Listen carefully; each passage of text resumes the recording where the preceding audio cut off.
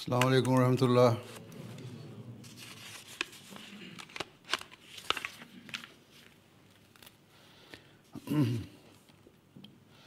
أشهد أن لا إله إلا الله وحده لا شريك له وأشهد أن محمدا عبده ورسوله أما بعد فأعوذ بالله من الشيطان الرجيم بسم الله الرحمن الرحيم الحمد لله رب العالمين الرحمن الرحيم مالك يوم الدين إياك نعبد وإياك نستعين اهدنا الصراط المستقيم صراط الذين أنعمت عليهم غير المغضوب عليهم ولا الضالين Amin. With the grace of আল্লাহ তাআলার কৃপায়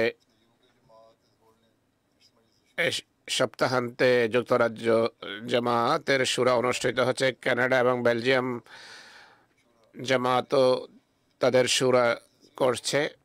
আমি আন্তরিক আশা রাখি আর আমার আন্তরিক দোয়া হলো সর্বশক্তিমান আল্লাহ আপনাদের সবাইকে এই মহান লক্ষ্য অর্জনের তৌফিক দান করুন। আমার আরো দোয়া থাকবে যে সবসময় আপনাদের মতামত, দৃষ্টিভঙ্গি যা শুরা উপস্থাপন করবে সেগুলো যেন ইনসাফ, সততা এবং তাকওয়ার দৃষ্টিকোণ থেকে উপস্থাপন করা হবে। এছাড়া আপনারা জানেন যে বছর জামাতের নির্বাচন অনুষ্ঠিত হচ্ছে। এই দৃষ্টিকোণ থেকে আমার বার্তা, আমার পয়গাম এবং আমার ইনস্ট্রাকশন হলো আপনারা সকলেই তাদেরকে ভোট দেবেন যাদের সম্পর্কে আপনারা বিভিন্ন দায়িত্বের জন্য সবচেয়ে যোগ্য মনে করবেন। কখনো ব্যক্তিগত সম্পর্ক বা বন্ধুত্ব যেন আপনাদের সিদ্ধান্তকে প্রভাবিত করতে না পারে বা আপনাদেরকে ইনসাফ থেকে বিচ্যুত করতে না পারে। সবসময় স্মরণ রাখবেন আমাদের প্রতিটি কাজের ভিত্তি হওয়া উচিত তাকওয়া বা খোদাভীতি, নতুবা যে উদ্দেশ্যে শুরা অনুষ্ঠিত হয় সেটি ব্যাহত হবে, সেটি অর্জিত হবে না। আর এটি আহমদী হওয়ার যে উদ্দেশ্য সেটিও আপনি অর্জন করতে সক্ষম হবেন না। হযরত মুসলিহ মাউদ রাদিয়াল্লাহু তাআলা আনহু শুরা প্রতিষ্ঠানের সূচনা করেছেন। শুরা শুধু কয়েক দশক অতিবাহিত হয়েছে। হযরত মসিহ মাউদ আলাইহিস সালাতু ওয়াস সালামের তিরোধানের পর অনেক আহমদী যারা পরে জন্মগ্রহণ করেছে বা পরে বয়াত করেছে তারাও শুরা আজকে সারা পৃথিবীতে অনেক এমন আহমদী আছে যারা অতি সাম্প্রতিককালে বয়াত করেছে। আপনাদের এই মজলিসে শুরাতেও অনেক নতুন বয়াতকারী রয়েছে আল্লাহ তাআলার ফজলে। এই মজলিসে শুরা প্রতিষ্ঠিত হওয়ার পর, মজলিস শুরার সূচনা করার পর হযরত মুসলিহ মাউদ আমাদেরকে একটা গুরুত্বপূর্ণ ধনভাণ্ডার রেখে গেছেন দিক নির্দেশনার এবং প্রজ্ঞাভিত্তিক বিভিন্ন বক্তৃতা বা কথার। এর প্রত্যেকটি মজলিসে শুরার মূল লক্ষ্য এবং উদ্দেশ্য তুলে ধরে এবং এই সূরার পবিত্রতা কি সেটি আমাদের সামনে স্পষ্ট করে। এই এই যে মূল্যবান বক্তৃতা খলিফা সানির জামাত সেইগুলো সংকলন করেছে এবং বইয়ের আকারে ছেপেছে খলিফা সানির বিভিন্ন দিক নির্দেশনার সমন্বয়ে। মজলিসে শুরার সব সদস্য এবং পদাধিকারীর এই বইগুলো পড়া উচিত যেন তারা তাদের দায়িত্ব সম্পর্কে বুঝতে পারে। এগুলো এখনো ইংরেজিতে মনে হয় অনুবাদ হয়নি। যখনই ইংরেজিতে অনুবাদ হবে সবার এগুলো পড়া উচিত, এগুলো থেকে লাভবান হওয়া উচিত। কিন্তু যারা উর্দু পড়তে পারে তাদের মুসলিম ওদের বক্তৃতার সমন্বয়ে গঠিত এই বইগুলো, বক্তৃতার ভিত্তিতে লিখিত ও সংকলিত বইগুলো পড়া উচিত। হুজুরের দিক নির্দেশনা থেকে কয়েকটা মৌলিক নীতি আমি আপনাদের সামনে উপস্থাপন করব, যা প্রত্যেক সূরার প্রত্যেক সদস্যের হৃদয়ে এবং মস্তিষ্কে বিরাজমান থাকা উচিত সূরার সময়। হযরত মুসলিহ আহমদ রাদিয়াল্লাহু তাআলা আনহু বারবার বলেছেন যে যে মহান লক্ষ্য উদ্দেশ্য হওয়া উচিত সূরায় অংশগ্রহণকারী প্রতিটি সদস্যের, সেটি হলো আল্লাহর সন্তুষ্টি। সত্যিকার অর্থে এক ব্যক্তির যদি একমাত্র লক্ষ্য যদি খোদার ভালোবাসা হয়ে থাকে, কেবল তবেই তারা তাদের দৃষ্টিভঙ্গি পুরো সততার সাথে উপস্থাপন করতে সক্ষম, ইনসাফ ভিত্তিক দৃষ্টিভঙ্গি তুলে ধরতে সক্ষম, ব্যক্তিগত স্বার্থমুক্ত দৃষ্টিভঙ্গি দিতে পারে। আল্লাহর ভালোবাসা লাভের প্রধান বিষয় হলো কোরবানি এবং ত্যাগ স্বীকার করা। এ সম্পর্কে মুসলিম মত বলছেন, আমাদের সবার যতটা পারা যায় আমাদের বন্ধুত্ব, আমাদের সম্পর্ক, আমাদের ইচ্ছা, আকাঙ্ক্ষা, কামনা, বাসনা, দৃষ্টিভঙ্গি কে খোদার সন্তুষ্টি লাভের জন্য জলাঞ্জলি দেওয়া উচিত। কিন্তু তিনি সাবধান করেছেন যে যারা আল্লাহ সন্তুষ্টির জন্য কিছু ত্যাগ স্বীকার করেছে, কোরবানি করেছে, তারাও অবহেলা বা দুর্বলতার ঊর্ধ্বে নয়। তিনি সাবধান করেছেন যে যদি কোনো ব্যক্তি আল্লাহর পথ থেকে সরে যায়, বিচ্যুত হয়, তাহলে খোদার সাথে তাদের সম্পর্ক সম্পূর্ণভাবে ছিন্ন হয়ে যাওয়ার আশঙ্কা থাকে।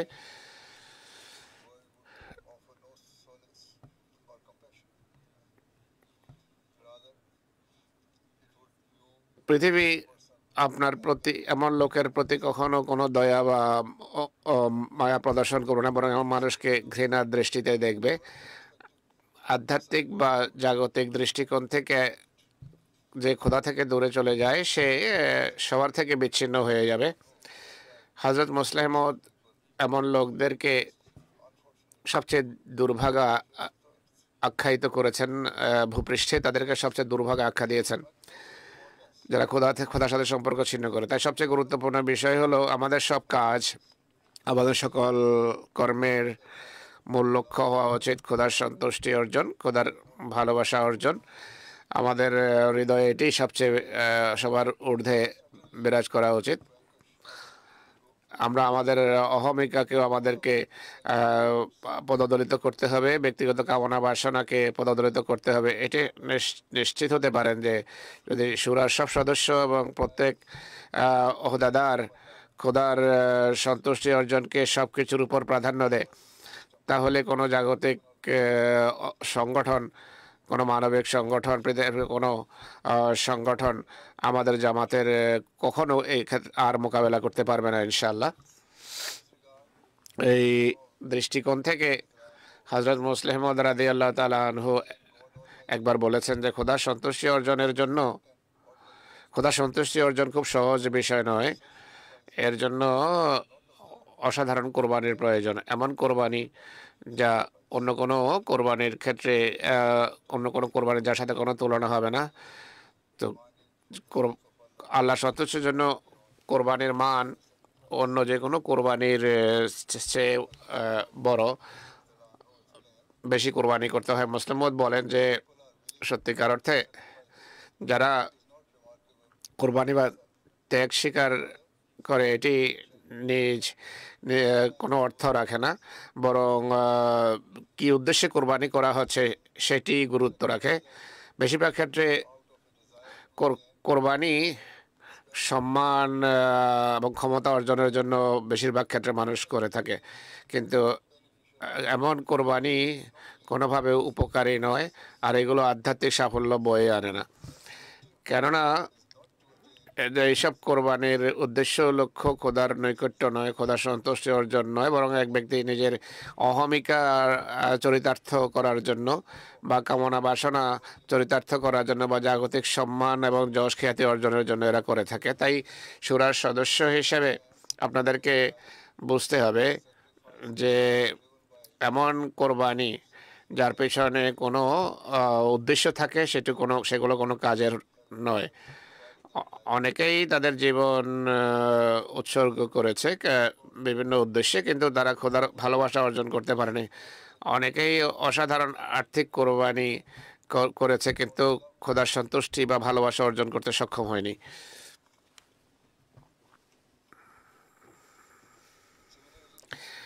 একইভাবে অনেকেই নিজের সম্মানকেও পদদলিত করেছে, কিন্তু খোদা থেকে দূরেই রয়ে গেছে। অনেক মানুষ তাদের সম্পদ উৎসর্গ করেছে, ব্যয় করেছে, কিন্তু শয়তানের থাবা থেকে মুক্তি লাভ করতে পারেনি। তাদের খোদার দ্বারা তারা কখনো গৃহীত হয়নি। অনেকেই তাদের সময়, তাদের জ্ঞান এবং এমনকি জাতিকেও ছেড়ে দিয়েছে, কিন্তু তারা খোদা থেকে দূরে রয়ে গেছে, খোদাকে পায়নি। এর কারণ হলো এমন কোরবানি খোদার সন্তুষ্ট অর্জনের জন্য করা হয়নি, বরং মুসলিম বলেন যে হযরত মুসলিম এসব কোরবানিকে অর্থহীন কোরবানি আখ্যায়িত করেছেন। হযরত মুসলিম বলেন সকল প্রকার কোরবানির ঊর্ধ্বে যে সবচেয়ে বড়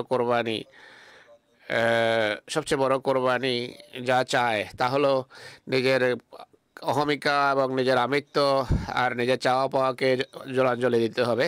নিজের আমিত্ব এবং অহমিকাকে যদি জলাঞ্জলি দিতে পারে, কেবল তবেই কোরবানি পুরস্কার লাভ হয়। এক ব্যক্তি যদি আমিত্বের মাধ্যমে পৃথিবীকে দেখে, আমিত্বের আয়নায় পৃথিবীকে দেখে, তাহলে তাদের ক্ষমতা, তাদের দক্ষতা, তাদের কৌশল যাই তারা ব্যয় করে, এগুলো তাকে খোদা থেকে দূরে নিয়ে যায়। বাহ্যত যা অনেক বড় কোরবানি মনে হয়, এমন কোরবানির বা এমন ব্যক্তির ত্যাগ শিকার স্বার্থ পরিচালিত হয়ে থাকে। তাদের আমিত্বের যে ক্ষুধা, সেটি তাদেরকে সম্পদ, জ্ঞান এবং সময় উৎসর্গ করতে অনুপ্রাণিত করে। এগুলোর পিছনে থাকে তাদের উপরে ওঠা বা পৃথিবীর মানুষের সামনে সম্মান অর্জন করা। হযরত মুসলিম রাদিয়াল্লাহু তাআলা আনহু বলেন যে বাহ্যত মনে হবে যে এক ব্যক্তি অনেক কোরবানি করছে তার জাতির জন্য বা দেশের জন্য বা দেশের সম্মানের জন্য, কিন্তু সত্যিকার অর্থে সে নিজের আমিত্বের যে ক্ষুধা সেটি সেটির দ্বারা অনুপ্রাণিত হয়ে সেই কাজ করছে, নিজের আমিত্বকে চরিতার্থ করছে।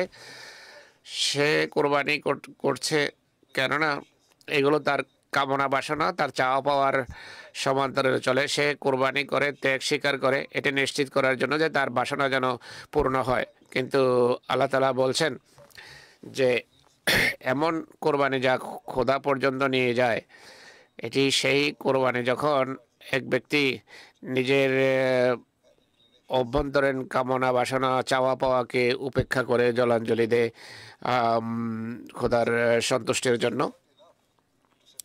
তাই শুধু ত্যাগ স্বীকার করা বা শুধু সম্পদ ব্যয় করা বা জ্ঞান খরচ করা আল্লাহর পথে বা শুধু বা সময় দেয়া যথেষ্ট নয়, বরং আল্লাহ তাআলা এটি চান যে এক ব্যক্তি যেন তার আমিত্বকে পদদলিত করে, এমন সকল প্রকার নিজেকে গুরুত্ব দেওয়া যেন সে ভুলে যায়। তাই আপনারা যারা শুরায় অংশগ্রহণ করছেন আর অহদাদার হিসাবে সারা বছর মুসলিম ওদের এই কথাগুলো নিয়ে চিন্তা করা উচিত এবং নিজেদের ভেতরকে খতিয়ে দেখা উচিত। খতিয়ে দেখুন যে আপনাদের যে কোরবানি এবং যে প্রচেষ্টা আপনারা জামাতের জন্য দিয়ে থাকেন, এগুলো কি সম্পূর্ণভাবে খোদা সন্তুষ্টি অর্জনের জন্য করা হচ্ছে,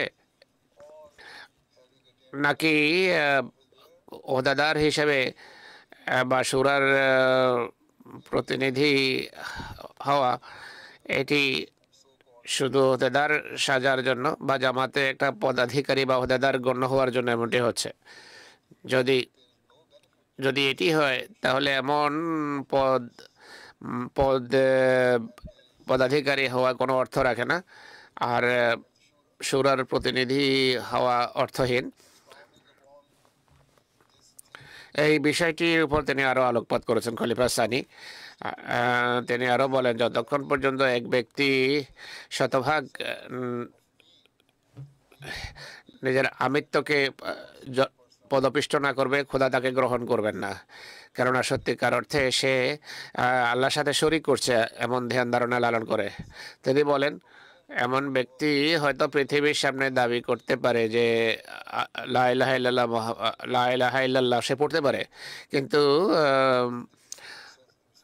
তার হৃদয়ের গহীনে সে যা লালন করে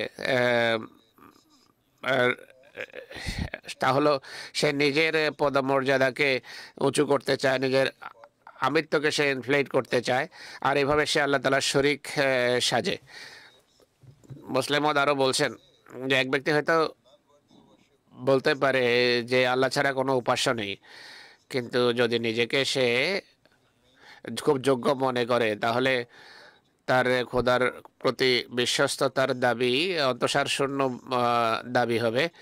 তাই আল্লাহ তাআলা বলেন যে এমন যে কোনো মোমেন যে কোরবানি করুক না কেন, মোমেন যেই কোরবানি করুক না কেন, নিজের আমিকে কোরবান করতে হবে, নিজের অহমিকাকে জলাঞ্জলি দিতে হবে, নিজের আমিত্বকে যেন সে গুরুত্ব না দেয়, বরং খোদার ইচ্ছাকে গুরুত্ব দেওয়া উচিত। হযরত মুসলিহ মউদ আরও বলেন যে এক ব্যক্তির কোরবানির দাবি হলো নিজেকে নিঃশর্তভাবে আল্লাহর সামনে উৎসর্গ করা, আর শতভাগ আল্লাহর ইচ্ছার সামনে নিজেকে উৎসর্গ করা, নিজেকে জলাঞ্জলি দেয়া, নিজেকে ঝুঁকে যাওয়া। যে ব্যাপারে বলা হয়েছে যে অনেকেই বাহ্যত অনেক বড় বড় কোরবানি করে, যে সম্পদও উৎসর্গ করে, সম্পদও কোরবান করে আর জীবনও উৎসর্গ করে, কিন্তু তারা নিজেদের চাওয়া পাওয়া এবং কামনা বাসনার চরিতার্থ করার জন্য এমনটি করে। তিনি আরও বলেন, যতক্ষণ পর্যন্ত এক ব্যক্তি শতভাগ নিজের আমিকে না ছাড়বে, নিজেকে গুরুত্ব দেয়া পরিত্যাগ না করবে, এমন তাদের কোরবানি খোদার দৃষ্টিতে খাঁটি কোরবানি গণ্য হবে না। এই বিষয়টি উপর আরো আলোকপাত করতে গিয়ে তিনি এক ব্যক্তির কথা বলেন যে এক ব্যক্তি মহানবীর সাথে বীরত্বের সাথে যুদ্ধ করেছে, সাহাবীদের সাথে এক যুদ্ধে বীরত্বের সাথে যুদ্ধ করেছে। সেই ব্যক্তি অসাধারণ সাহসিকতার সাথে শত্রুদের বিরুদ্ধে যুদ্ধ করেছে। সাহাবীরা তার এই অবস্থা দেখে প্রশংসা করা আরম্ভ করে সেই যোদ্ধার। হযরত মুহাম্মদ সাল্লাল্লাহু আলাইহি ওয়াসাল্লামও তাকে দেখেছেন, লক্ষ্য করেছেন। মহানবী তার সম্পর্কে বলেন যে জাহান্নামে যাবে। এই কথা শুনে সাহাবীরা আশ্চর্য হন এবং তাদের জন্য বিষয় স্পষ্ট ছিল যে কেন রাসূলুল্লাহ এই কথা বললেন যে এই ব্যক্তি জাহান্নামে যাবে, যে এত বীরত্বের সাথে যুদ্ধ করেছে আর মুসলমানদের পক্ষে যুদ্ধ করেছে, আর সে কিভাবে জাহান্নামে যেতে পারে। একজন সাহাবী অবশ্য সেই যোদ্ধাকে দেখছিল এবং এবং তিনি আম, চিন্তা করেন যে রসুল্লাহর কথা মিথ্যা হতে পারে না। সেই সাহাবি এই যোদ্ধাকে দেখে যে যুদ্ধে সে আহত হয়, আর আহত হওয়ার যে বেদনা ছিল সেটি সে সহ্য করতে পারেনি, আর সে নিজের বক্ষে সে ছুরি ঢুকিয়ে দেয়। এর ফলে সেই কাফের সৈন্য আত্মহত্যা করে। এভাবে সে আত্মহত্যা করে। তার মৃত্যুর পূর্বে সে বলে যে সে আল্লাহর খাতিরে যুদ্ধ করছে না বা মুসলমানদের জন্য যুদ্ধ করছে না, বরং তার কিছু শত্রুতা ছিল মুসলমানদের বিরুদ্ধে, যারা যুদ্ধ করছিল তাদের বিরুদ্ধে। এই কারণে সে যুদ্ধে প্রতিশোধ নেওয়ার জন্য মুসলমানদের পক্ষ থেকে যুদ্ধে যোগ দেয়। ইসলাম বলে যে ব্যক্তি আত্মহত্যা করে তার আল্লাহতে বিশ্বাস থাকে না, আর এর ফলে সে খোদার দয়া থেকে বঞ্চিত হয়। তাই ব্যক্তিগত ব্যক্তির আত্মহত্যা থেকে বোঝা যায় এবং যে লক্ষ্য নিয়ে সে যুদ্ধ করছে থেকে বোঝা যায় যে সে নিজের জন্য যুদ্ধ করছিল, আল্লাহর খাতিরে যুদ্ধ করছিল না। আর এইভাবে মহানবী ইসলামের কথা আক্ষরিকভাবে সত্য প্রমাণিত হয়। এই ঘটনা একটা সতর্কবাণী আমাদের সবার জন্য, সব অহদেদারের জন্য, যে প্রতিটি বক্তব্য, প্রতিটি পরামর্শ যখন দেয়া হয় যেন আল্লাহ ভীতির ভিত্তিতে দেয়া হয়। কেবল তবে এটি খোদা তাআলার আশীষ এবং কল্যাণ কারণ হয়। নতুবা যদি কামনা বাসনা কলুষিত হয়, আমাদের পরামর্শ যদি আমিত্বের ভিত্তিতে আমরা পরামর্শ দেই, তাহলে এমন মানুষ খোদার পক্ষ থেকে কোনো পুরস্কার পাবে না। তাই মজলিসে শুরার সদস্য হিসেবে এবং ওহদাদার হিসেবে সবসময় এই চেষ্টা করুন যেন কোনো প্রকার আমি বা আমিত্ব মাঝে যেন নাক গলাতে না পারে, কোনো নাপাক চিন্তাধারা যেন হৃদয় প্রবেশ না করে। আপনাদের বেশিরভাগই এখন ওহদাদার কোনো পদে আছেন, আপনারা জামাতের বিভিন্ন পদে আপনারা দায়িত্ব পালন করছেন, আর অনেককে হয়তো আবার নির্বাচিত করা হবে বা অন্য কোনো দায়িত্ব দেওয়া হবে, স্থানীয় পর্যায়ে হোক বা জাতীয় পর্যায়ে হোক। এই দৃষ্টিকোণ থেকে আপনাদের সবার অতীতের যে 3 বছর আপনি কাজ করেছেন সেটি নিয়ে চিন্তা করুন যে আপনি কতটা কাজ আল্লাহ তাআলা সন্তুষ্টি অর্জনের জন্য কাজ করেছেন, আর কতটা কাজ আপনি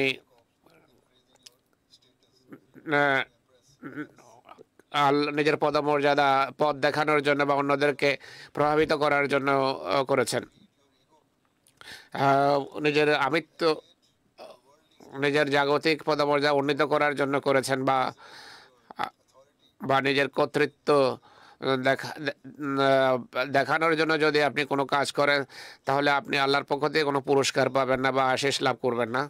জামাতের নির্বাচনের দৃষ্টিকোণ থেকে যারা নির্বাচিত হয়েছেন পূর্বে বা নির্বাচিত হবেন, তাদের স্মরণ রাখা উচিত যে তাদের নাম তারা মঞ্জুরি পেলেও তারা যদি তাদের পক্ষে যদি মঞ্জুরি দেওয়া হয়, তাদের শতভাগ খোদার সন্তুষ্টি অর্জনের জন্য কাজ করা উচিত। অন্যদেরকে সামনে নিজেকে বড় হিসাবে জাহের করার জন্য কোনো কাজ করবেন না। উদাহরণস্বরূপ সেক্রেটারি তবলিগ এটি মনে না করে যে এটি শুধু তার নিজের যোগ্যতা বা দক্ষতার ফলে সে বয়তের লক্ষ্য অর্জন করতে পারবে। সেক্রেটারি মালের এই কথা মনে করা উচিত নয় যে তার চেষ্টার ফলেই চাঁদা বৃদ্ধি পাচ্ছে। আর সেক্রেটারি তালিমের কখনো এটি মনে করা উচিত নয় যে তালিম বিভাগের চেষ্টার ফলে সব দক্ষতা অর্জিত হচ্ছে। সেক্রেটারি ওমরে আমারও এটি গর্ব করা উচিত নয় যে আমার নিজের চেষ্টাতেই বিভিন্ন বিষয়ের সমাধান হচ্ছে, আর সে মনে করবে যে এসব সাফল্য তার ব্যক্তিগত দক্ষতা বা কৌশলের ফলে সে অর্জন করছে, এমনটি তার মনে করা উচিত নয়। সেক্রেটারি তরবিয়তেরও এই দাবি করা উচিত নয় যে তার প্রচেষ্টা বা তার প্রজ্ঞা ইতিবাচক পরিবর্তনের কারণে পরিবর্তন তার প্রচেষ্টার কারণে এসেছে। আমি মাত্র কয়েকটা বিভাগের কথা উল্লেখ করলাম, কিন্তু এই নীতি সব বিভাগের সব ডিপার্টমেন্টের ক্ষেত্রে প্রযোজ্য, যা আমি উল্লেখ করলাম এখানে। আপনাদের কখনো কোনো মনে করা উচিত নয় যে জামাতের সাফল্য আপনার চেষ্টার উপর বা আপনার কৌশল, আপনার যোগ্যতা বা দক্ষতার কারণেই অর্জিত হচ্ছে। এর বিপরীতে যদি আপনি আন্তরিকভাবে বিশ্বাস রাখেন যে যা কিছু অর্জিত হয়েছে বা আপনি যা অর্জন করেছেন এটি আল্লাহ তাআলার কৃপায়, আল্লাহর অনুগ্রহে, আল্লাহর মেহেরবানিতে হয়েছে এবং তার সাহায্য ছাড়া আপনি আল্লাহর ফজল ছাড়া কোনো কিছু অর্জন হওয়া সম্ভব নয়।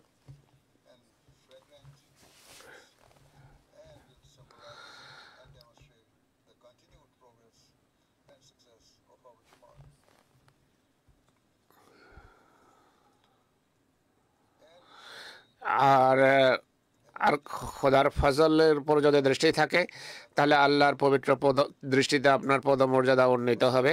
নতুবা আপনি যদি আপনার আমিত্ব অহমিকার যদি দাসত্ব করেন তাহলে উন্নতি অগ্রগতির পরিবর্তে আপনি ক্ষতির সম্মুখীন হবেন, ক্ষতি করবেন। তাই জামাতের সব ওহদেদার পদাধিকারীর যে লক্ষ্য আছে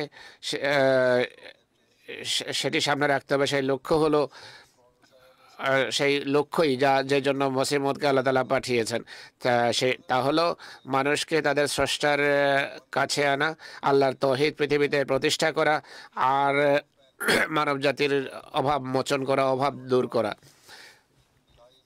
কিন্তু আমাদের হৃদয়ে যদি একটা সূক্ষ্ম অপবিত্রতাও থাকে আর আমরা যদি আমিত্বের মূর্তির পূজা করি তাহলে তৌহিদ কিভাবে প্রতিষ্ঠা করা সম্ভব হতে পারে?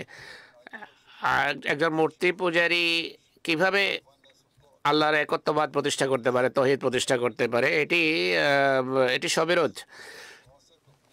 তাই যদি আমি বা আমিত্ব আপনার হৃদয়ে প্রভুত্ব করে তাহলে আপনি বাস্তবে কিছুই অর্জন করতে সক্ষম হবেন না।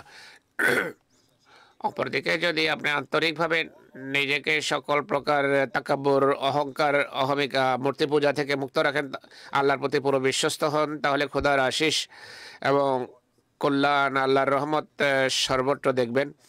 এমন মানুষ যারা সত্যিকার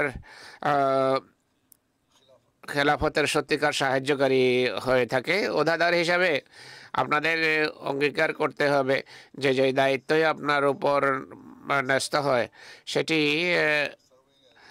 আপনি সেক্রেটারি হন বা নায়েব হন বা অন্য যে কোনো পদে কাজ করুন না কেন, এটিকে আমানত জ্ঞান করবেন। যে কোনো কাজ যা জামাত আপনার উপর ন্যস্ত করে বা যুগের খলিফা যে আপনাকে যে দায়িত্ব দিন না কেন সেটিকে আল্লাহর কাজ হিসাবে বিশ্বাস করবেন আর আল্লাহর খাতিরে সেই দায়িত্ব পালনের চেষ্টা করেন। যদি এমন আপনার মন মানসিকতা হয় কেবল তবেই এটি আপনার সাফল্যের কারণ হবে এবং আপনার মুক্তির বার্তা বয়ে আনবে। তাই মুসলিম উম্মত বলে যে আমি আন্তরিকভাবে সবাইকে বলবো যে তাদের সবসময় এটি স্মৃতি পড়ে রাখতে হবে যে প্রকৃত সাফল্য যতক্ষণ পর্যন্ত সকল প্রকার নিজেকে গুরুত্ব দেয়া মানুষ পরিত্যাগ না করবে, অহমিকা পরিত্যাগ না করবে, এটি সম্ভব নয়। সুরার প্রতিনিধি হওয়া বা ওহদেদার হওয়ার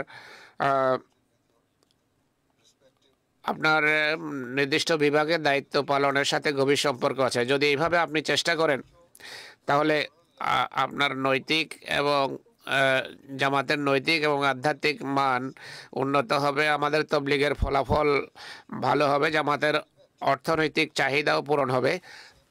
একইভাবে শুধু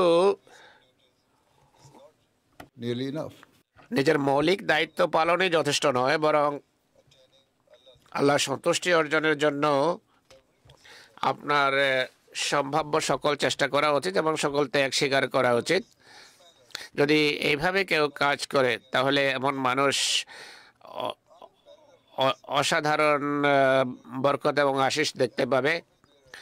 একইভাবে সব ওহদাদার এবং শুরার প্রতিনিধির স্মরণ রাখা উচিত এবং মনে রাখা উচিত যে অহংকার একটি অনেক বড় পাপ, যা আমাদের সব সময় এড়িয়ে চলা উচিত। উদাহরণস্বরূপ, আপনি যখন খোদার কোনো ফজল দেখেন, অনুগ্রহ দেখেন, কখনো অহংকারী হবেন না। আমি কয়েক মুহূর্ত পূর্বেই বললাম যে কোনো সেক্রেটারি মাল বা তবলিগ রিস্তানাতা বা যেই কোনো ওহদাদার হোক না কেন, তার কখনো মনে করা উচিত নয় যে তার বিভাগের সাফল্য বা যে বিভাগে তিনি কাজ করেন বা জামাতের যে কোনো সাফল্যকে নিজের কারণে মনে করা উচিত নয়। এটি মনে করা উচিত নয় যে আমার কারণে এই সাফল্য এসেছে। কোনো ওহদাদার যে এভাবে ভাবে এবং চিন্তা করে সে অহংকারী। সে আল্লাহর সাহায্য পাবে না এবং আল্লাহ সাহায্য লাভ করতে হলে তাকে এগুলো পরিত্যাগ করতে হবে। বিনয়ের গুরুত্ব সম্পর্কে মুসলিম বলছেন যে সত্যিকার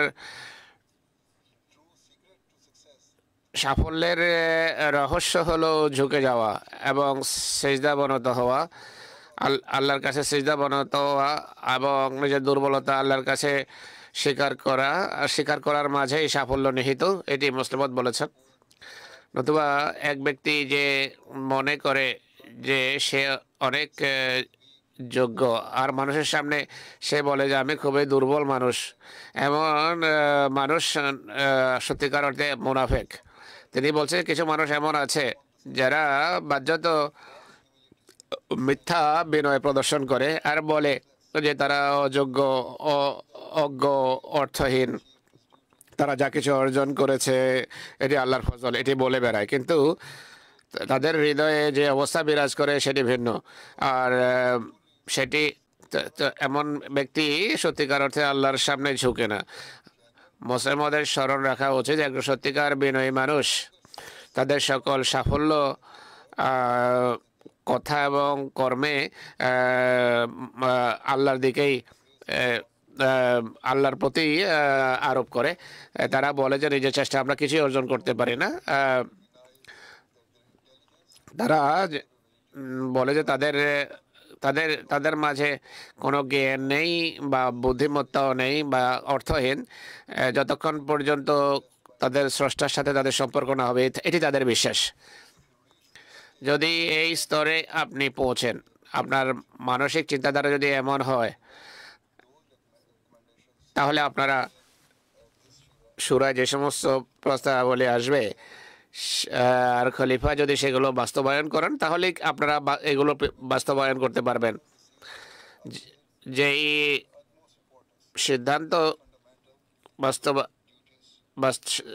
সিদ্ধান্ত হয় সূরায়, সেগুলোকে বাস্তবায়ন করাই সূরার সদস্যদের গুরুত্বপূর্ণ দায়িত্ব। এমনটি হওয়া উচিত নয় যে এখানে আপনারা সিদ্ধান্ত করলেন বা আপনারা খুবই জোরালো বক্তব্য রাখলেন, আরে সূরাতে প্রায় এমনটি হয়েই থাকে। তো কিন্তু যখন মঞ্জুর হয় এরপর আপনারা আপনাদের দায়িত্ব ভুলে যান, আপনাদের এটিকে বাস্তবায়ন করা ভুলে যান, এমনটি যেন না হয়। আপনারা গত 3 বছরের সূরার রিপোর্টগুলোকে যদি দেখেন, যে সিদ্ধান্ত হয়েছে সেগুলো যদি পরীক্ষা নিরীক্ষা করেন, তার আপনারা বুঝতে পারবেন যে আপনারা অনেক কিছু অর্জন করতে ব্যর্থ হয়েছেন, বাস্তবায়নে ব্যর্থ হয়েছেন। আপনারা যদি আরও অতীতের দিকে ফিরে যান, 10-15 বছরের সিদ্ধান্তগুলো দেখুন, আপনারা বুঝবেন যে আপনারা যা করা উচিত ছিল এর কিছুই করেননি। সূরার অতীত রিপোর্ট দেখলে বোঝা যাবে আপনারা অনেক সিদ্ধান্তের কথা বা অনেক উদ্দেশ্য এবং লক্ষ্য বাস্তবায়নের অঙ্গীকার করেছিলেন, সেগুলো ভুলে বসেছেন। তাই আপনাদের পূর্বের সিদ্ধান্তগুলো আপনারা আবার পড়ুন, সেইগুলোকে বাস্তবায়নের চেষ্টা করুন। একই সাথে এটিও মনে রাখেন যে এই বছরের সূরায় যে সমস্ত প্রস্তাব মঞ্জুর হবে সেইগুলোকে বাস্তবায়নের এবং যথাসময়ে এবং যথাযথভাবে আপনারা বাস্তবায়নের চেষ্টা করুন। সবসময় আপনাদের লক্ষ্য এবং উদ্দেশ্য আর মোটিভেশন হওয়া উচিত আল্লাহ তাআলার সন্তুষ্টি অর্জন, আল্লাহর বরকত এবং কৃপা অর্জন। সত্যিকার অর্থে আপনাদের সত্যিকার মুমিন হওয়ার চেষ্টা করা উচিত। যাদের যাদের প্রধান বৈশিষ্ট্য হওয়া উচিত, তারা যা করে সেসব কিছুর উদ্দেশ্য হয়ে থাকে আল্লাহর সন্তুষ্টি অর্জন। অনেক সময় মানুষ দাবি করে বা অনেক সময় মানুষ অভিযোগ করে যে তাদের কাছে দায়িত্ব পালনের জন্য বা পরিকল্পনা বাস্তবায়নের জন্য রিসোর্স নেই। এমন আচরণ আসলে তাওয়াক্কুলের অভাবে হয় এবং বাহানা করার অভ্যাসের কারণে এমনটি মানুষ করে। আপনার লক্ষ্য মহান হওয়া উচিত, আর আপনার দৃঢ় নিজের দায়িত্ব পালনের দৃঢ় অঙ্গীকার করা উচিত। আর এর জন্য আল্লাহর সাথে এক দৃঢ় সম্পর্ক আপনাকে রচনা করতে হবে, আর দোয়ার মাধ্যমে আল্লাহর সাহায্য চান। এরপর আপনার সর্বাত্মক চেষ্টা করুন, আর নিজের যতটা পারেন আপনার টিমকে নিয়ে কাজ করেন। যদি এই পদক্ষেপগুলো অনুসরণ করেন তাহলে প্রত্যেক ওহদাদার গুরুত্বপূর্ণ পরিবর্তন আনতে সক্ষম হবে তাদের স্ব বিভাগে বা তাদের কর্মগণ্ডিতে অনেক পরিবর্তন আনতে পারবে। যদি এই প্রেরণা চেতনা নিয়ে আপনি কাজ করেন, কেবল তবেই আপনি সত্যিকার অর্থে খেলাফতের সত্যিকার সাহায্যকারী হতে পারেন।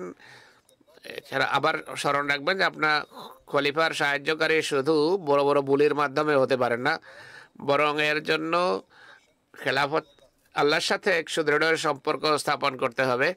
নিজের অহমিকাকে জলাঞ্জলি দিতে হবে, আর পুরো আন্তরিকতা এবং আত্মনিবেদনের প্রেরণা নিয়ে আল্লাহ তাআলার সন্তুষ্টির জন্য আপনাকে কাজ করতে হবে। এর দাবি হলো জামাতের বা আপনার টিমের সদস্যদেরকে সঠিক প্রশিক্ষণ দেওয়া, তাদের প্রতি ভালোবাসাপূর্ণ আচরণ করুন, দয়া প্রদর্শন করেন, কোমল আচরণ করুন আপনার টিমের সাথে, এবং কঠোর পরিশ্রমের এবং নিষ্ঠার দৃষ্টান্ত স্থাপন করুন, এবং অল্প বয়সী আহমদীদের জন্য ত্যাগের দৃষ্টান্ত স্থাপন করুন, যারা তা দেখে অনুসরণ করতে পারবে। এভাবে যদি আপনি ধর্মের খেদমত করেন তাহলে আপনি সেই সমস্ত লোকদের অন্তর্ভুক্ত হবেন যারা শুরার সিদ্ধান্ত বাস্তবায়ন করতে পারে। আমার বক্তব্য শেষ করার পূর্বে আমি আপনাদেরকে স্মরণ করাতে চাই, মজলিসে শুরায় এটি নিশ্চিত করুন যে শুরার যে গাম্ভীর্য আছে, পবিত্রতা আছে শুরার কার্যক্রমের, সেগুলো যেন পদদলিত না হয়। অর্থহীন বিতর্কে আপনারা জড়াবেন না, বরং প্রথমে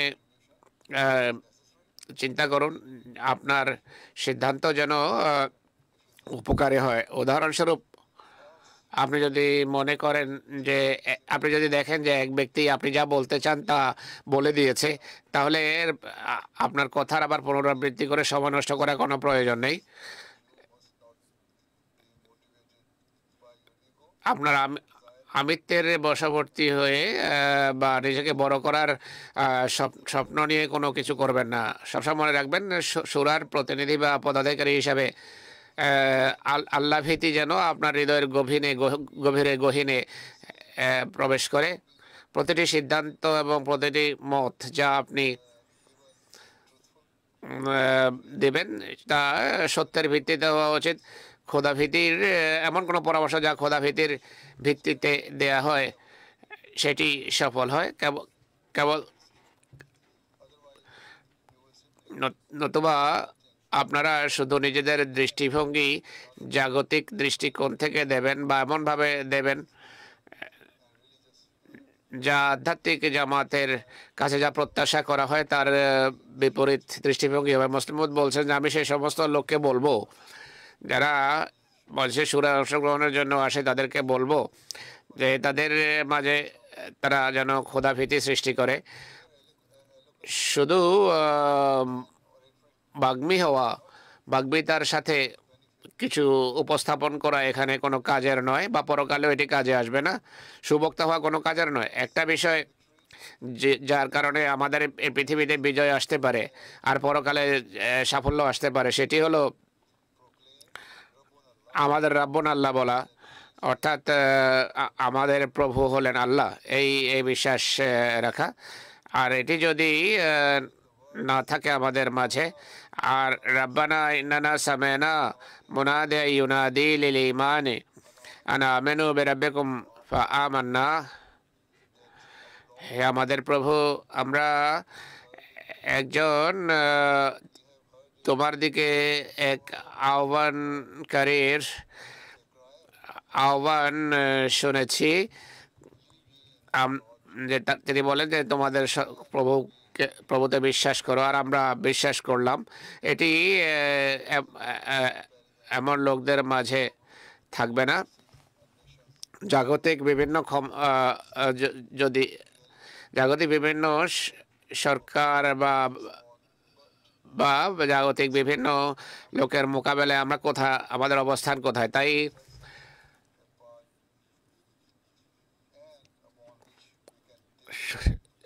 যে বিষয় নিয়ে আমরা গর্ব করতে পারি তা হলো আমরা আল্লাহ তাআলার কথা শুনেছি এবং আল্লাহর পক্ষে আহ্বানকারীর আহ্বান শুনেছি, তাকে বিশ্বাস করেছি এবং তার কাজকে এগিয়ে নিয়ে যাওয়ার জন্য আমরা যদি ভূমিকা রাখি, কেবল তবেই খোদার কাছে এটি গৃহীত হতে পারে। এটি আমাদেরকে স্বতন্ত্র মর্যাদা দিতে পারে পৃথিবীতে অন্য লোকদের মোকাবেলায়। আমরা যুগমাদিকে গ্রহণ করেছি, তাই আমাদের জন্য আবশ্যক হলো অনবরত সবসময় খোদার জন্য এবং ভালোবাসা এবং খোদাভীতির মানকে উন্নত করা। এই সম্পর্কে হযরত মুসলিহ মাউদ তার ইচ্ছা ব্যক্ত করেছেন এবং দোয়া দিয়েছেন। তিনি বলেন যে খোদাভীতি যেন আমাদের সব প্রতিটি চিন্তাধারাকে পরিচালিত করে। এমনটি আমাদের জিহ্বা যেন খোদার ভালোবাসায় নিয়ন্ত্রিত হয়, আমাদের হৃদয় যেন খোদার ভালোবাসায় নিয়ন্ত্রিত হয়, আমাদের খোদাভীতি যেন আমাদের প্রতিটি পরামর্শকে নিয়ন্ত্রণ করে। আমাদের প্রতিটি সিদ্ধান্ত আল্লাহর খাতিরে হবে যদি আমাদের হৃদয়ে খোদাভীতির মাঝে খোদাভীতি তাতে বিরাজ করে। তাই আমি আশা করব এবং আমার দোয়া থাকবে যে সব সূরা প্রতিনিধি তাদের অহমিকা এবং অহংকারকে সম্পূর্ণভাবে পদদলিত করবেন। ব্যক্তির স্বার্থ আশা করব যে তাদের দৃষ্টিভঙ্গিকে প্রভাবিত করবে না, তাদের পরামর্শকে প্রভাবিত করবে না। প্রতিটি শব্দ এবং প্রতিটি প্রস্তাব যেন আল্লাহর ভালোবাসা থেকে উৎসারিত হয়, এর ভিত্তি যেন আল্লাহর ভালোবাসার রূপ হয়। আর আহমদীয়তার যে মহান উদ্দেশ্য অর্জনের পেছনে এইটি যেন পরিচালিকা শক্তি হয়। এই পরিচালিকা শক্তি যদি থাকে তাহলে আপনারা সেই আধ্যাত্মিক বিপ্লবে আনয়নে সহায়ক হবেন যে উদ্দেশ্যে মসিহ ইসলাম প্রেরিত হয়েছেন আর যে উদ্দেশ্যে আপনারা সবাই তাকে গ্রহণ করেছেন, আর যে উদ্দেশ্যে জামাতের সদস্যরা আপনাদেরকে এখানে আজকে প্রতিনিধি হিসাবে পাঠিয়েছে। এই প্রেরণা নিয়ে যদি শুরা করা হয় তাহলেই শুরা সফল হতে পারে। আল্লাহ তাআলা স্বীয় কৃপা এবং অনুগ্রহে আপনাদের সবাইকে এই গুরুত্বপূর্ণ কথাগুলো বোঝার তৌফিক দিন আর শুরার প্রকৃত লক্ষ্য আপনাদেরকে অর্জনের তৌফিক দান করুন। আমিন। বেলজিয়াম এবং অন্যান্য কোনো জায়গায়ও পাকিস্তানে, ভারতে বিভিন্ন জায়গায় নির্বাচন হচ্ছে, উর্দু ভাষাভাষী এলাকায় নির্বাচন হচ্ছে। প্রথমে ভাবছিলাম সারাংশ উপস্থাপন করবো, আমি উর্দুতে সারাংশ নয় আরও অতিরিক্ত কিছু কথাও বলবো। এখানেও অনেকে এমন আছে যারা ইংরেজি বোঝে না, তাদের জন্য কিছু বলবো। এখন সূরার যে লক্ষ্য এবং উদ্দেশ্য আছে, খোদা করুন আপনারা যেন সেগুলো অর্জন করতে সক্ষম হন। ইনসাফের দাবি এবং তাকওয়ার দাবি পূরণ করে আপনারা নিজেদের মতামত এবং পরামর্শ দেন। এবছর সূরায় নির্বাচন হবে, এমন লোকদের নির্বাচন করা উচিত যারা সত্যিকার অর্থে পদের যোগ্য। কারো পরিচিতি বা ব্যক্তিগত সম্পর্কের কারণে কাউকে আপনি ভোট দেবেন না।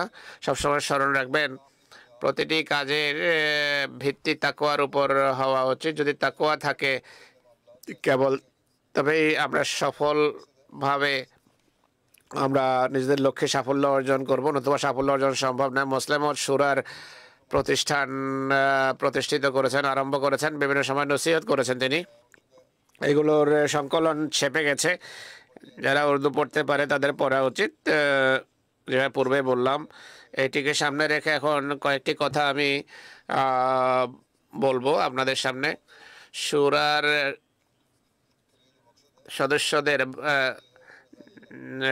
একমাত্র লক্ষ্য হওয়া উচিত আল্লাহর সন্তুষ্টি অর্জন। এই লক্ষ্য যদি আপনারা সামনে রাখেন কেবল তবেই আমরা সাফল্য অর্জন করতে সক্ষম হব, আর কেবল তবেই আমরা সততার সাথে ন্যায়ের ভিত্তিতে আমাদের মতামত দিতে সক্ষম হব। নিজেদের মতামত উপস্থাপন করতে গিয়ে বা কারোর নাম প্রস্তাব করতে গিয়ে আত্মীয়তার দিকটা সামনে রাখবেন না। নিজেদের কামনা বাসনা দাসত্ব করতে গিয়ে কোনো প্রস্তাব দেবেন না। নিজেদের ইচ্ছা এবং চাওয়া পাওয়া যেন গুরুত্ব না পায় কিছু বলতে গিয়ে, বরং সব কিছু করা উচিত আল্লাহর সন্তুষ্টির জন্য। অনেকেই আমাদের এমন আছে যারা আহমদিয়ত গ্রহণের জন্য এই সব কিছুকে পদদলিত করেছে। তাদের উদ্দেশ্য ছিল খোদার সন্তুষ্টি অর্জন।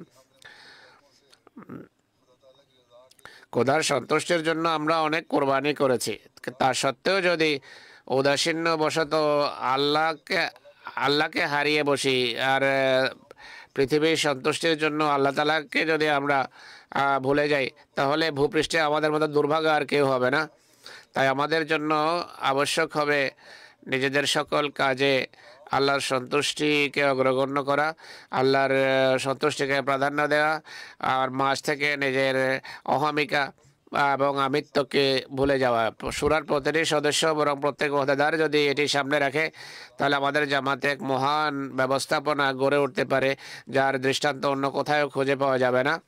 হযরত মুসলিম মাউদ এক জায়গায় বলেছেন, খোদাকে লাভ করা খোদাকে পাওয়া সামান্য কোনো বিষয়, তাই এমন কোরবানির প্রয়োজন যার দৃষ্টান্ত অন্য কোনো কোরবানিতে দেখা যায় না। পৃথিবীতে মানুষ অনেক ত্যাগ স্বীকার করে, এমন অসাধারণ ত্যাগ স্বীকার করে, কোরবানি করে, যার বিস্তারিত দিককে পাঠ করে এক সেন্সিটিভ মানুষ কেঁপে ওঠে, এক চেতনাশীল ব্যক্তি কেঁপে যায়, প্রকম্পিত হয়, তার লোম শিওরে ওঠে। এইসব কোরবানি তারা করে তারা সম্মান অর্জনের জন্য বা নাম অর্জনের জন্য। আর এমন কোরবানি আমাদের কাজের নয়, কেননা এসব কোরবানির উদ্দেশ্য আল্লাহ পাওয়ার হয় না, বরং নিজেকে বড় করা তাদের উদ্দেশ্য হয়ে থাকে, অহমিকা চরিতার্থ করা এর উদ্দেশ্য। কিন্তু আমরা যে উদ্দেশ্যে দণ্ডায়মান হয়েছি, আমাদের দণ্ডায়মান হওয়ার লক্ষ্য হলো আল্লাহর সন্তুষ্টি অর্জন। তাই আমাদের কোরবানি সেটির হওয়া উচিত যা জগৎ করে না। জগৎ যে কোরবানি করে সেটি আমাদের জন্য লাভজনক নয়। যে উদ্দেশ্যে আমরা দণ্ডায়মান হয়েছি সেই উদ্দেশ্য অর্জন হওয়া সম্ভব নয়। যদি প্রাণ উৎসর্গ করলে খোদা পাওয়া যায়, তাহলে অনেক মানুষ খোদা পেয়ে যেত। অনেকেই প্রাণ উৎসর্গ করে কিন্তু খোদা পায় না। সম্পদের কোরবানির ফলে যদি খোদা পাওয়া যায়, তাহলে অনেকেই সম্পদের কোরবানি করে কিন্তু তারা খোদা পায় না। কেউ যদি মনে করে যে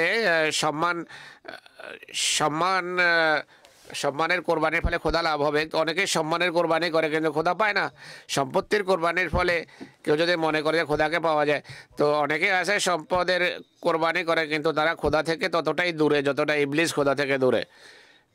সময় বা জ্ঞান বা দেশ ছাড়লে যদি খোদা পাওয়া যায়, তাহলে অনেকেই আছে যারা এসব করে কিন্তু খোদা থেকে দূরে থাকে। তাই এমন কোরবানি যথেষ্ট নয়, এগুলো আপেক্ষিক কোরবানি। যারা এখানে বসে আছেন এই কথা নিয়ে চিন্তা করুন, ভাবুন আপনারা জামাতের জন্য যে কোরবানি করছেন, যে ত্যাগ স্বীকার করছেন, বা যেসব ইবাদত করছেন, বা আপনারা যেসব কাজ করছেন, সে কাজগুলো কি খোদার সন্তুষ্টির জন্য করছেন? খোদা যে সমস্ত দাদার বা প্রতিনিধি রয়েছে, যারা এখানে মতামত উপস্থাপন করবে, বা যেসব ওহদাদার যারা সারা বছর জামাতের সেবা করে, জামাতের কাজ করে, তাদের ভাবা উচিত তারা কি খোদার সন্তুষ্টির জন্য কাজ করছে, নাকি কেবল এই কারণে করছে যে একটা পদ তাদের লাভ হয়েছে, জামাতে এখন তাদের একটা নাম আছে, মান আছে, মর্যাদা আছে, তাই তারা কাজ করছে। যদি উদ্দেশ্য এটি হয়, তাহলে এমন পদ ধরে রাখার কোনো অর্থ নেই, এমন প্রতিনিধিত্ব অর্থহীন। প্রকৃত কুরবানি সম্পূর্ণভাবে ভিন্ন জিনিস।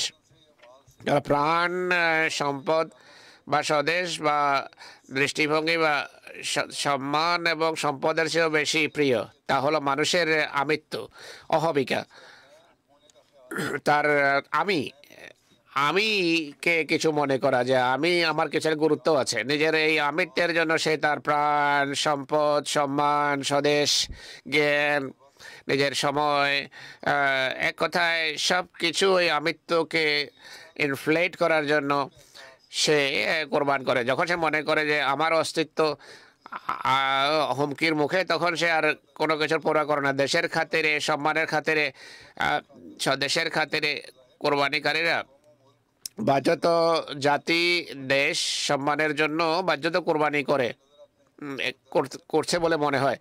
কিন্তু যে বিষয়ের জন্য তারা ত্যাগ স্বীকার করে, সেটি হলো তাদের আমিত্ব, তাদের অহমিকা,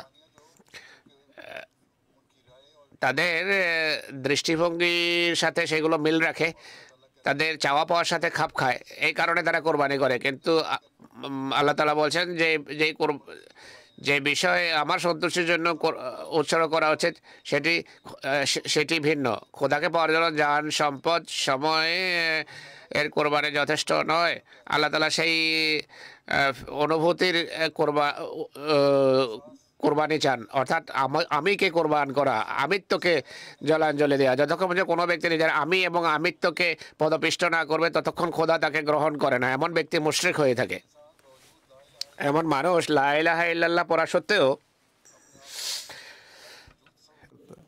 নিজেকে কিছু একটা মনে করে। সে যদি বলে যে আমি লা ইলাহা ইল্লাল্লাহ মানি এবং পড়ি, সে নিজেই এই দাবিকে পদদলিত করে। যদি আমিত্ব থাকে, অহমিকা থাকে, তাহলে লা ইলাহা ইল্লাল্লাহ অর্থহীন। আল্লাহ যদি কোনো কিছু কোরবানি করার দাবি রাখেন, তাহলে আল্লাহ বলেন যে তুমি তোমার নফসকে, আমিকে পদপিষ্ট করো, তোমার ইচ্ছাকে চরিতার্থ করার চেষ্টা করো না, আমার ইচ্ছাকে বাস্তবায়নের চেষ্টা করো, আমার যেন কোনো শরিক না থাকে। আল্লাহ বলছেন শুধু আল্লাহ তাআলাই লা শরিক, অর্থাৎ তার কোনো শরিক নেই। নিজের নফস, নিজের আমি এবং আমিত্বকে সম্পূর্ণভাবে পদপিষ্ট করতে হবে। তিনি একটা উদাহরণ দিয়েছেন। এক যুদ্ধে এক ব্যক্তি মহানবীর যুগে মহানবীর সাথে বীরত্বের সাথে যুদ্ধ করছিল। সে এমন হামলা করছিল শত্রুর উপর যে মানুষ তার ভূয়সী প্রশংসা করে। মহানবী তাকে দেখে বলেন যে এই ব্যক্তি জাহান্নামী, অথচ সে মুসলমানদের পক্ষ থেকে যুদ্ধ করছিল। কিন্তু মহানবী বলেন যে না না, এই ব্যক্তি জাহান্নামী। সবাই আশ্চর্য হয়, মহানবীর দিকে তাকিয়ে থাকে বিস্ময়ের দৃষ্টিতে, যে এই ব্যক্তি এত বীরত্বের সাথে যুদ্ধ করছে, সে কেন জাহান্নামে যাবে। যাই হোক, মহানবীর কথা শুনে এক সাহাবী ভাবলেন যে দেখি কি করে। মহানবীর কথা ভুল হতে পারে না, কোনো গোপন বিষয় আছে যা আমরা বুঝতে পারছি না। তাই তিনি সেই ব্যক্তির পিছু ধাওয়া করেন, তার পেছনে যান দেখার জন্য যে কি করে। সেই সাহাবী দেখেন যে সেই ব্যক্তি যুদ্ধ করতে করতে অনেক মারাত্মকভাবে আহত হয়, আর এই আঘাতের কারণে তার কষ্ট বেড়ে যায়। সে কষ্ট সহ্য করতে পারেনি, তাই নিজের বর্ষা গেড়ে বর্ষার উপর গিয়ে পড়ে এবং এভাবে আত্মহত্যা করে। সে যখন মরছিল, মানুষ তাকে জিজ্ঞেস করে, সে উত্তরে বলে যে আমি ইসলামের জন্য যুদ্ধ করছিলাম না, বরং এদের প্রতি আমার পুরনো শত্রুতা আছে, এই কারণে যুদ্ধ করছিলাম। ইসলামে আত্মহত্যাকারী যেহেতু আল্লাহ সম্পর্কে কুধারণা রাখে, তাই খোদার রহমত থেকে সে বঞ্চিত থাকে।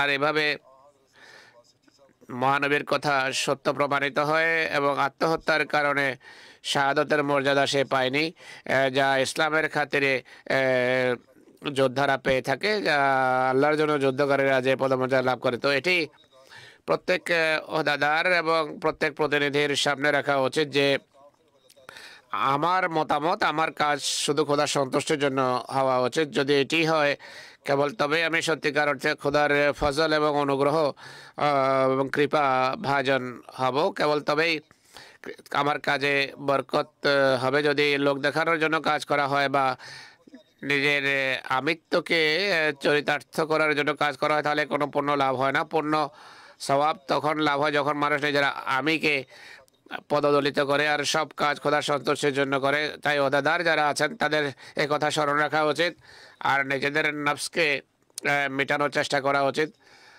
অনেকেই এখন ওহদাদার পদ আবার তারা নির্বাচিত হতে পারেন কেন্দ্রীয় পর্যায়ে বা যেখানেই নির্বাচিত হবে। অনেক ওহদাদার আছে যারা আবার নির্বাচিত হবেন। আপনাদের এখন ভাবা উচিত, চিন্তা করা উচিত, বিশ্লেষণ করা উচিত যে গত 3 বছরে খোদার সন্তুষ্টির জন্য আপনি কতটা কাজ করেছেন, কি কাজ করেছেন। নিজের আমিত্বকে আমিত্বের পিপাসা নিবারণের জন্য, অহমিকা চরিতার্থ করার জন্য যদি কাজ করে থাকেন তাহলে কোনো স্বভাব নেই, কোনো বরকত বা কল্যাণ দেখবেন না। তাই আমি বললাম যে এবছর নির্বাচনও হবে। যারা নির্বাচিত হয়েছেন বা হবেন বা হতে যাচ্ছেন তাদের সবাইকে স্মরণ রাখা উচিত, যদি মঞ্জুরি পান তাহলে খোদার সন্তুষ্টি অর্জনের জন্য আপনাকে কাজ করতে হবে, মানুষকে দেখানোর জন্য নয় বা এটি বলার জন্য নয় যে আমার ভেতরে দক্ষতা ছিল তাই আমি তাবলীগের কাজ করেছি, আমার ভেতরে যোগ্যতা ছিল তাই আমি অর্থ বিভাগের কাজ করেছি সফলভাবে, এত লোকের কাছ থেকে এত চাঁদা সংগ্রহ করেছি, আমার ভেতরে যোগ্যতা ছিল তাই ওমর এমা বিভাগে এত সমস্যার আমি সমাধান করে ফেলেছি। এই যোগ্যতার কারণে তরবিয়তের এমন পরিবেশ সৃষ্টি করেছি যে মানুষের সংশোধন হচ্ছে।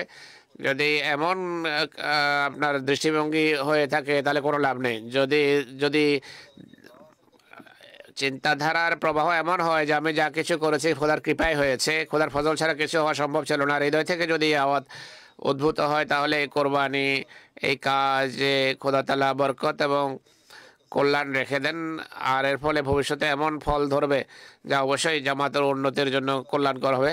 খোদার পবিত্র দৃষ্টিতে আপনার পদমর্যাদা উন্নীত করার জন্য এটি কল্যাণকর হবে। যদি আমিত্বের ভিত্তিতে কাজ করেন তাহলে উপকারের পরিবর্তে অপকারী হবে। তাই প্রত্যেক বিভাগের প্রত্যেক কর্মী স্মরণ রাখা উচিত যে আমাদের আসল উদ্দেশ্য, যেভাবে মসিমত বলেছেন, তার আগমনের মূল উদ্দেশ্য হলো মানুষকে আল্লাহর নিকটতর করা এবং আল্লাহর একত্ববাদের উপর প্রতিষ্ঠা করা। কিন্তু যদি আমাদের ভেতর অহমিকা থাকে, তাকাব্বুর থাকে, অহংকার থাকে, তাহলে তৌহিদ আমাদের দ্বারা প্রতিষ্ঠিত হতে পারে না। কোনো মন্দির পূজারী কি তৌহিদ প্রতিষ্ঠা করতে পারে যদি আমাদের ভিতর আমিত্ব থাকে? তাহলে কোনো লাভ নেই। তাই আমাদের হৃদয়ের মন্দিরে যদি আমিত্বের প্রতিমা থাকে, আমিত্বের মূর্তি থাকে, তাহলে আমরা আল্লাহর একত্ববাদ বা তৌহিদ প্রতিষ্ঠা করতে সক্ষম হবে না। আমিত্বকে চূর্ণ বিচূর্ণ করে কাজ করুন, দেখুন কিভাবে আল্লাহ তাআলা বরকত সৃষ্টি করেন আর সেই বরকতের দৃশ্য দেখাও যাবে। এমন মানুষই খেলাফতের সাহায্যকারী হতে পারে বা হয়ে থাকে।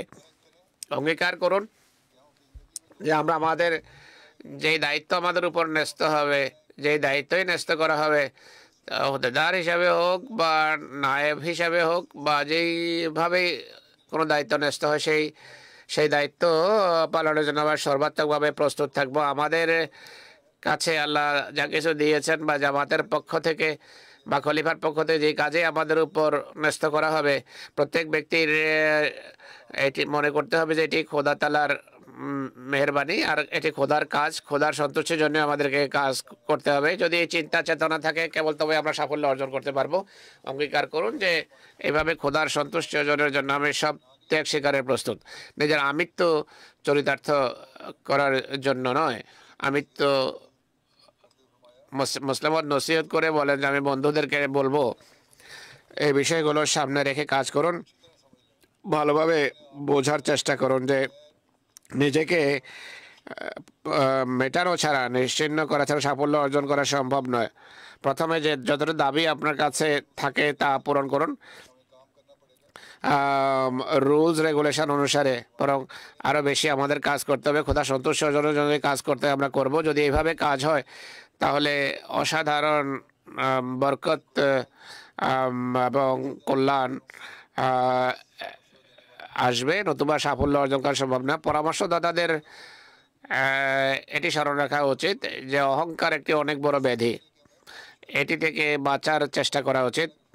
আর আল্লাহর ফজল এবং যে কৃপারাজি নেয়ামত পুরস্কার আমাদের প্রতি হচ্ছে, সেগুলো দেখে অহংকার করা উচিত। তো সেক্রেটারি মাল যদি মনে করে যে আমার জ্ঞানের কারণে বাজেট পূর্ণ হয়েছে, আমি যে উদাহরণগুলো দিয়েছি, সেক্রেটারি তাবলীগ বা যে কোনো সেক্রেটারি হৃদয়ে যদি ধারণা জাগে যে যে কোনো দক্ষ যোগ্যতার কারণে আমি এই কাজটা করতে সক্ষম হয়েছি, তাহলে এটি এক প্রকার অহংকার। অহংকার যদি হৃদয় দ্বারা বাঁধে, তাহলে আল্লাহর ফজল আর সে হৃদয়ে প্রবেশ করে না, যেভাবে পূর্বেই বলা হয়েছে। মুসলিম বলেন এক জায়গায়, প্রকৃত সাফল্যের রহস্য হলো আল্লাহর সামনে সেজদা বনত হয়ে যাওয়া। যে দুর্বলতা ত্রুটি বিচ্যুতি কথা স্বীকার করো, নতুবা যে মনে করে যে আমি নিজ বলে কিছু করতে পারি, কিন্তু মানুষের সামনে বলে যে আরে আমি কি আর আমার শক্তি বা কি। এমন মানুষ মুনাফেক। অনেকে এমন আছে যারা বাহ্যতা বলে আমার কোনো মর্যাদাই নেই, বাস আল্লাহর ফজলে এই কাজটা আমি করেছি, কাজ হয়ে গেছে। কিন্তু সত্যিকার অর্থে এমন মানুষ খোদার সামনে ঝুঁকার বৈশিষ্ট্য রাখে না। সত্যিকার বিনয়ী তারা, যারা শুধু মৌখিকভাবে বলে না যে আমার কোনো যোগ্যতা নেই, বরং কার্যত দেখায় জানে, বিশ্বাস রাখে যে আমি কিছু করার যোগ্যতা রাখি না। যদি সত্যিকার অর্থে এই বিশ্বাস থাকে যে আমাদের মাঝে কোনো যোগ্যতা নেই, কেবল তবেই সেই বরকত এবং কল্যাণ লাভ হবে যে কারণে সাফল্য আসে। তখন খোদার কৃপা ভাজন হবে। মানুষ যদি এমনটি হয়, তবেই শুরায় যে সমস্ত সিদ্ধান্ত হয় সেগুলোকে সে বাস্তবায়ন করতে সক্ষম হবে, আর খোদার খাতিরে সেগুলো পালনের চেষ্টা করবে। আল্লাহর খাতিরে যদি তা বাস্তবায়নের চেষ্টা করা হয়, তাহলেই বরকত এবং কল্যাণ রাজে লাভ হবে। এখানে আপনারা সিদ্ধান্ত করেন, জোরালো বক্তৃতাও করেন। সুরাতে মনে হয় সুরার প্রতিনিধিরা অনেক জোরালো বক্তৃতা করে, ওহদাদার যারা আছে তারাও নিজেদের মতামত ব্যক্ত করে, কিন্তু সুরার পর তারা এটি ভুলে যায় যে তাদের কাজ কি। তাই আসল বরকত এবং কল্যাণ এতে নিহিত যে আল্লাহর সামনে ঝুঁকে নিজের অহমিকাকে পদদলিত করে দায়িত্ববোধের চেতনা সৃষ্টি করে, দায়িত্বের চেতনা সৃষ্টি করে আল্লাহর কাছে দোয়া করে এসব সিদ্ধান্তের উপর এসব সিদ্ধান্ত বাস্তবায়নের চেষ্টা করুন। আপনারা যদি শুরার বিগত 3 বছরের রিপোর্টগুলো খতিয়ে দেখেন যে কি সিদ্ধান্ত করা হয়েছিল, তাহলে আপনারা বুঝতে পারবেন যে 3 বছরে যা অর্জন করার ছিল তা অর্জন করতে আপনারা পারেননি। আর 10-15 বছরের শুরার যে সিদ্ধান্ত, সেইগুলো বিশ্লেষণ করে দেখেন যে অনেক কথা আপনারা ভুলেই গেছেন, যে অথচ এগুলো করার অঙ্গীকার করেছিলেন কিন্তু করতে পারেননি। তাই পুরনো কথাও স্মরণ রাখুন, পুরনো সিদ্ধান্তগুলো আবার মনে করুন।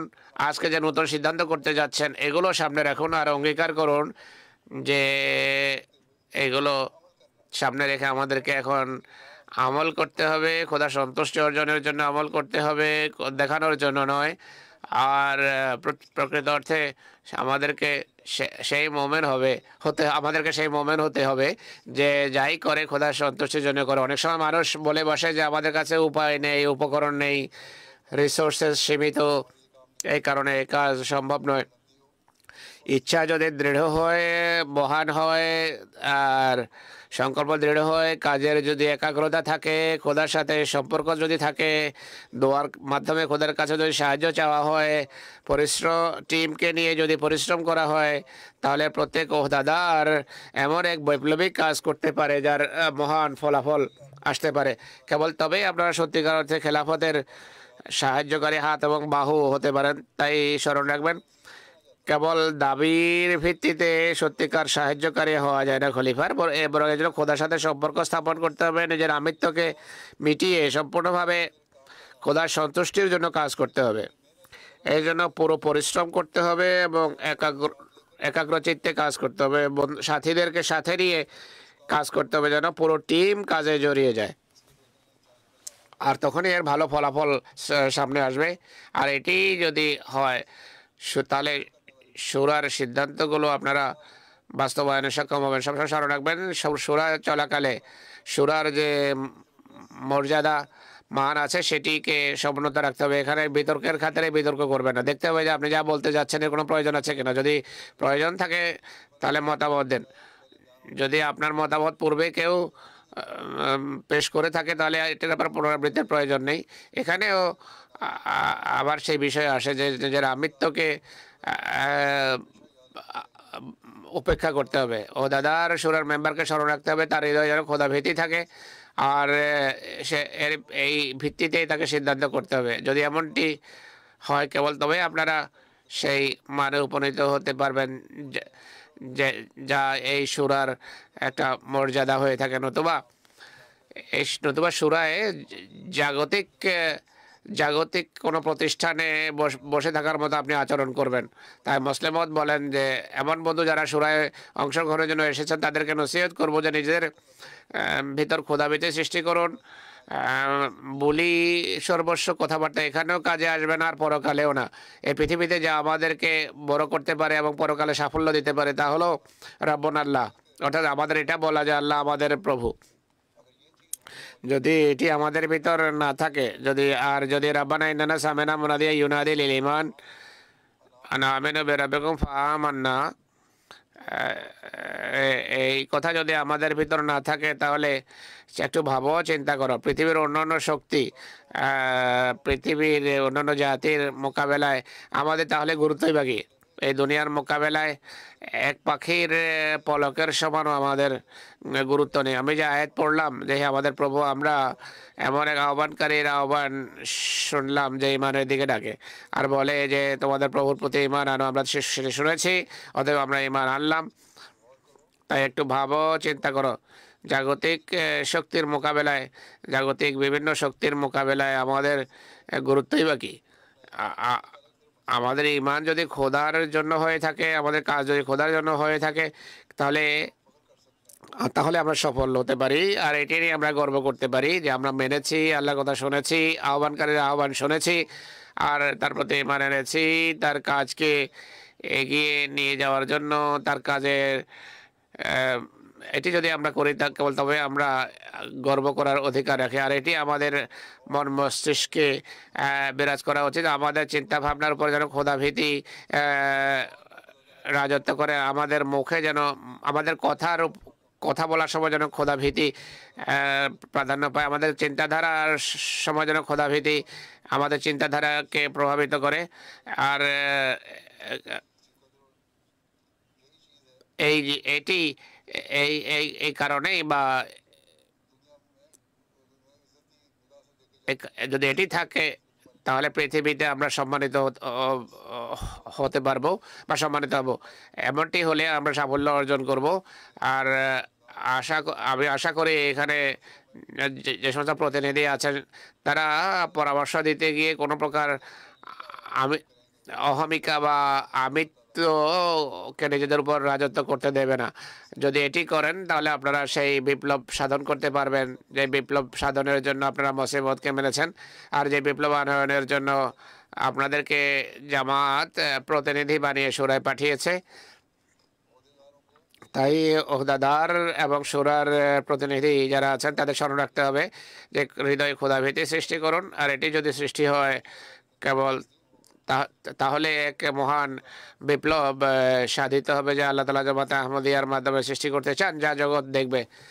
যদি এই কথা আপনারা হৃদয়ে গেঁথে নেন আর এই কথাটা যদি বুঝতে পারেন আর সুরাতে যদি এই কথাগুলোর খেয়াল রাখেন তাহলে আপনাদের সুরা সফল হবে। আল্লাহ তাআলা করুন আপনারা যেন কথাগুলো বুঝতে সক্ষম হন। এবং এখন আমার সাথে দোয়ায় যোগ দেন।